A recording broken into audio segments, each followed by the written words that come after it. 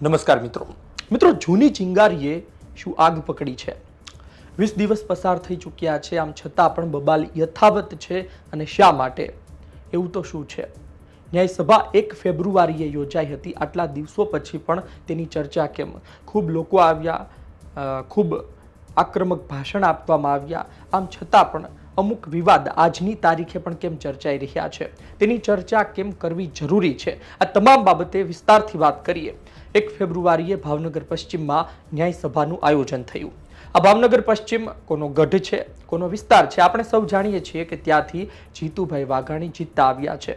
આજની તારીખે મંત્રી છે, કૃષિ મંત્રી છે. અને આ જીતુભાઈ વાઘાણીના ગઢમાં ન્યાયસભાનું આયોજન થાય અને તેમને ટાર્ગેટ કરવામાં આવે, ધોળા દિવસે તારા બતાવી દેવાની વાત કરવામાં આવે તો સ્વાભાવિક છે કે તે સમાચાર બને, હેડલાઇન બને અને તેની ખૂબ ચર્ચા પણ થાય. પરંતુ આ વચ્ચે એકાદ બે ઘટના તેવી બની હતી કે જેની ચર્ચા આજની તારીખે થઈ રહી છે. સીધી વાત છે કે તમે ન્યાયસભાનું આયોજન કરી રહ્યા છો, તમે કોઈ પાર્ટીથી આવો છો તો અન્ય પાર્ટીના નેતાઓએ, આગેવાનો અથવા તો તેમણે મદદ કરી હોય તો તમે તેના પર પ્રહાર કરવાના. પરંતુ એ મોટા પદ પર છે એટલે સમાચાર બને, પરંતુ એ વાત એટલી મોટી પણ નથી. પરંતુ તેમાં જે માઇકનો વિવાદ થયો હતો તે ખૂબ ચર્ચાયો. ઘણા આગેવાનો દૂર દૂરથી આવ્યા હતા, ઘણા આગેવાનો એ જ વિસ્તારમાં હતા, ભૂતકાળમાં ચૂંટણી પણ લડી ચૂક્યા હતા. આમ છતાં પણ એક શબ્દ તેમને બોલવા દેવામાં ન આવ્યો, જે બાદ તેમના સમર્થકોએ સોશિયલ મીડિયામાં પોતાનો બળાપો પણ ઠાલવ્યો હતો, ગુસ્સો પણ વ્યક્ત કર્યો હતો અને કહ્યું હતું કે આ પ્રકારનું આયોજન કેમ, વચ્ચે ડાયરો કેમ કર્યો, એ વિશે પણ વાત કરવી છે. હવે એ તો કમિટી નક્કી કરશે, આયોજન કરનાર, પરવાનગી લાવનાર વ્યક્તિઓ નક્કી કરશે કે શું કરવાનું છે, કોને બોલવા દેવામાં આવશે. કારણ કે એમના પર જવાબદારી હોય તો સીધી વાત છે કે કમિટી નક્કી કરશે અને કમિટીએ નક્કી કર્યું હશે કે ભાઈ આ વ્યક્તિઓને નથી બોલવા દેવાના. પરંતુ લોકો તો તેમને સાંભળવા આવ્યા હતા, એટલા માટે એ જગ્યાએ સમયે વિવાદ થયો હતો.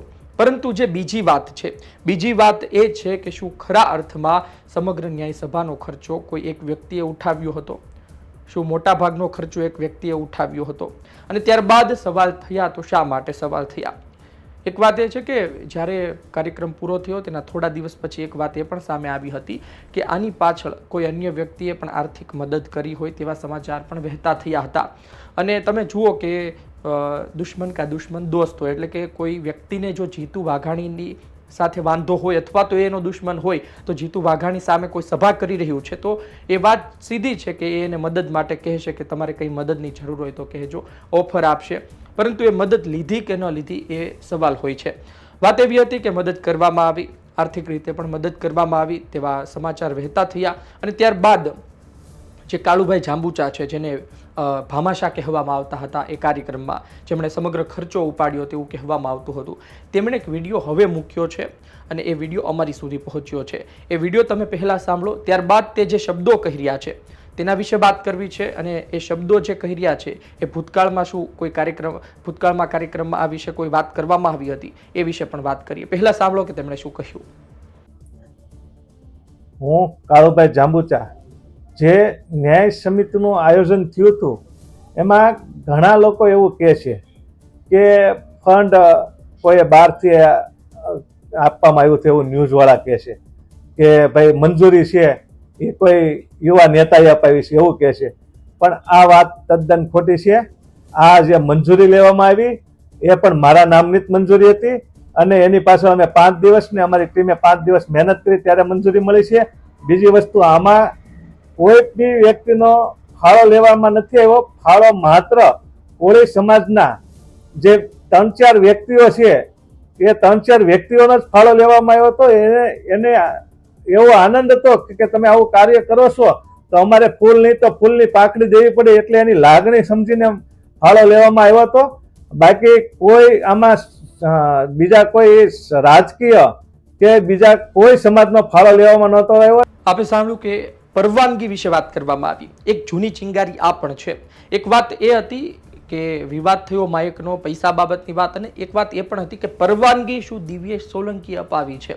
અને પરવાનગી દિવ્યેશ સોલંકી અપાવી છે તો શું કામ અપાવી છે? શું ફક્ત સમાજ પ્રેમ છે કે પછી પાર્ટીની અંદર ચાલતો જૂથવાદ અને પાર્ટીની અંદર ચાલતી થોડી નાની મોટી દુશ્મની પણ છે, કોલ્ડ વોર પણ છે? આ પણ સવાલ થયો હતો. તેમણે કહ્યું કે કોઈ યુવા નેતાએ પરવાનગી નથી અપાવી, એટલે કે આપણે એવું માનીએ, એમણે નથી કીધું, આપણે એવું માની લઈએ કે એ દિવ્યેશ સોલંકીની વાત કરી રહ્યા છે. અને શું કામ આપણે માનીએ છીએ? કારણ કે ત્યાંથી એવું કહેવામાં પણ આવ્યું હતું કે વીર દિવ્યેશ સોલંકીએ વિદેશથી પરવાનગી માટે કહ્યું. તમે એ સાંભળો. અને જે વાત કરવામાં આવી કે ફાળો આપવાની વાત કરી હતી, એ વિશે પણ ત્યારે આભાર વિધિમાં અશોકભાઈ રાઠોડ કરીને છે, તેમણે શું કહ્યું હતું. આપ સૌ ભેગા થયા છો, આપ સૌને ખબર છે મંજૂરી લેવી નાની માના ખેલ નથી, પરંતુ અમારો વીર દિવ્યેશ સોલંકી વિદેશ હોવાથી ફોન કરીને કીધું કે મારો સમાજ ભેગો થાય છે, મંજૂરી દેવી પડશે. એટલે આ તકે દિવ્યેશ સોલંકીનો પણ આભાર માનું છું.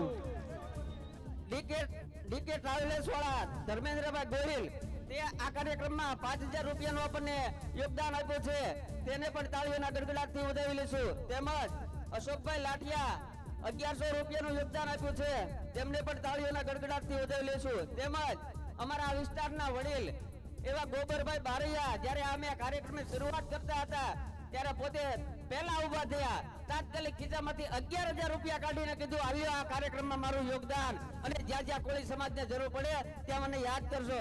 તેવા જ અમારા બોરતળાવ વોર્ડના આ વિસ્તારના કોર્પોરેટર શ્રી સંદીપભાઈ ગોહિલ આ સરસ મજાની લાઇટ ડેકોરેશન થઈ છે, તેના દાતા સંદીપભાઈ ગોહિલ છે.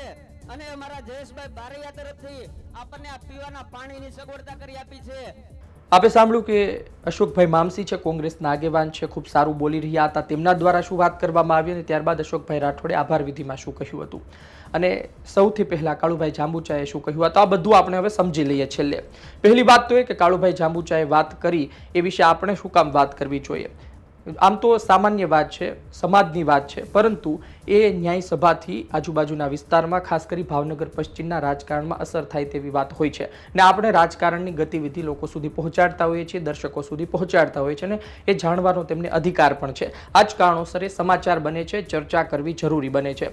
બીજી વાત એ છે કે તમે ફંડની શું કામ ચર્ચા કરો છો? ફંડની ચર્ચા એટલા માટે કારણ કે જો ફંડ કોઈ વ્યક્તિ દ્વારા આપવામાં આવ્યું હોય અથવા તો તેમાં પણ લોચા હોય તો કોણે મદદ કરી રહ્યું છે ભાવનગર પશ્ચિમમાં ખરા અર્થમાં, તેની પાછળ પણ કોઈ રાજનીતિ ચાલી રહી છે, એ વિશે પણ ચર્ચા કરવી જરૂરી હોય છે. એટલા માટે આપણે તેની પણ ચર્ચા કરી રહ્યા છીએ. હવે કાળુભાઈ જાંબુચાએ જે વાત કરી કે ભાઈ કોઈ યુવા નેતાએ પરવાનગી નથી અપાવી, અને અશોકભાઈ મામસીએ જે કહ્યું કે ભાઈ દિવ્યેશ સોલંકી, વીર દિવ્યેશ સોલંકીએ પરવાનગી અપાવી છે, એટલે એક વાત એ છે કે ભાઈ એમણે કીધું તો આમનામ તો કીધું ના હોય, એમણે પરવાનગી અપાવી હોય તો, કારણ કે અશોકભાઈ છે એ કોઈ સામાન્ય વ્યક્તિ નથી, એ કોંગ્રેસના આગેવાન પણ છે અને પાછા એ સમાજમાં પણ ખૂબ માન સન્માન ધરાવે છે.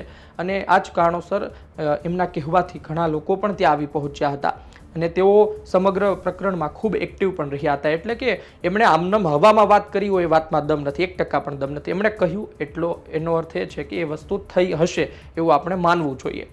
હવે એ સ્પષ્ટતા કરે કે હું ભૂલમાં બોલી ગયો, મારી જીભ લપસી તો અલગ વાત છે, પણ એમણે કહ્યું ને એક એ સમાજમાં મોભાના વ્યક્તિત્વ પર છે, સારું એવું નામ ધરાવે છે, એટલે આપણે માની શકીએ એમની વાત સાચી છે.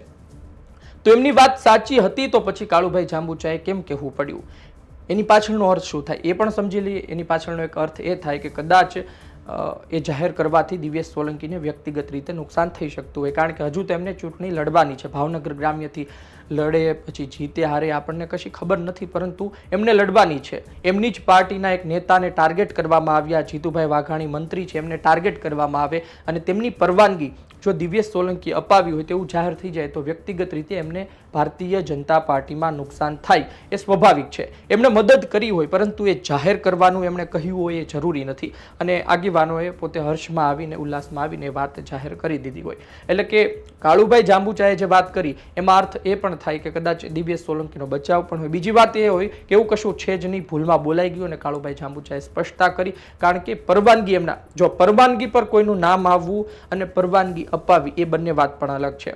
પરવાનગી કોઈ લેવા જાય તો પરવાનગી તો એના નામની જ આવવાની છે, પણ કોઈ ફોન કરીને મદદ કરે તો એમાં એનું કોઈ વર્ણન હોય નહીં. એટલે એમણે એ વાત કરી. આ જ કારણોસર સમાચાર બન્યા હતા અને કાળુભાઈએ કહ્યું કે આ ખોટા સમાચાર છે. ખેર એ વાત થઈ.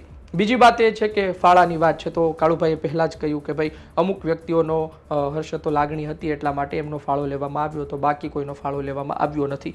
એ એમની રીતે 100% સાચા હોય ને એમને સ્પષ્ટતા પણ કરવી પડે. તમે જુઓ કે લાગી આવે, કોઈ વ્યક્તિએ સારું કામ કર્યું હોય, કોઈ વ્યક્તિએ ખરા અર્થમાં મદદ કરી છે ને એના પર ખોટા આક્ષેપ લાગે અને તો પછી એને સ્પષ્ટતા કરવી જોઈએ ને એમણે સ્પષ્ટતા કરી અને લાગી આવે એટલે માણસ બોલતો પણ હોય છે કે ખરા અર્થમાં ભાઈ આવું તો કશું છે નહીં, મેં રૂપિયા વાપર્યા છે, આમ છતાં પણ આવી વાત કેમ ચાલે છે.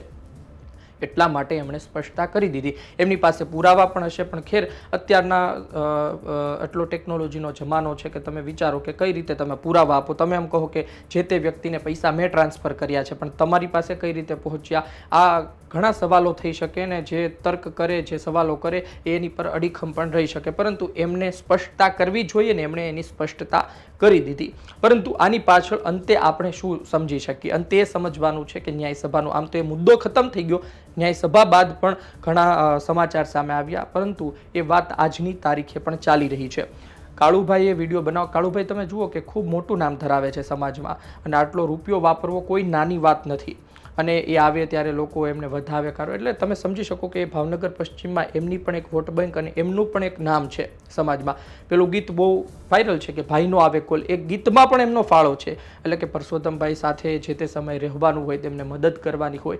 ને આમાં તો આ સમગ્ર કાર્યક્રમમાં તો પરસોત્તમભાઈની પણ વાહવા કરવામાં આવી, હીરાભાઈની કોઈ વાહવા કરવામાં નથી આવી. એવું કહેવાતું હતું કે હીરાભાઈ તો આ રોકવા તરફ હતા, પણ એમને આમંત્રણ પણ નહોતું. અને પરસોત્તમભાઈની વાહવા કરવામાં આવે, દિવેશ સોલંકીએ પરવાનગી આપી તેવું કહેવામાં આવે, તો પછી એ જ મેસેજ જાય સીધી રીતે કે આની પાછળ પરસોત્તમભાઈ દિવેશ એક્ટિવ હતા અને જીતુભાઈ વાઘાણીને ટાર્ગેટ કરવામાં આવ્યા. તો કદાચ કહ્યું હોય કે તમે જીતુભાઈ વાઘાણીને બોલો તમ તારે, પણ ભાજપ ઉપર ના બોલતા, સરકાર ઉપર ના બોલતા, આવું પણ હોઈ શકે છે. પણ ખેર કાળુભાઈએ પોતાની સ્પષ્ટતા કરી દીધી છે. એક વાત એ છે કે આજની તારીખે તેમના પર સવાલો થઈ રહ્યા હતા, એટલા માટે તેમને સ્પષ્ટતા કરવી પડી. પરંતુ એમણે જે યુવા નેતાની વાત કરી તો એમની જ સાથે રહેતા વ્યક્તિએ એવું કહ્યું છે કે ભાઈ એ તો પરવાનગી અપાવી હતી, આ વ્યક્તિએ અપાવી હતી. તો હવે તે સ્પષ્ટતા કરશે કે નહીં, તે બાબતે તે કોઈ જવાબ આપશે કે નહીં, એ તો આવનાર સમય બતાવે. પરંતુ આ તમામ કાર્યક્રમ, આ તમામ નેતાઓના નિવેદન ત્યાંના રાજકારણમાં અસર કરતા હોય છે. આ જ કારણોસર ચર્ચા કરવી જરૂરી બને છે. આપનો અભિપ્રાય કોમેન્ટ બોક્સમાં લખજો. આપ શું વિચારો છો? ધન્યવાદ.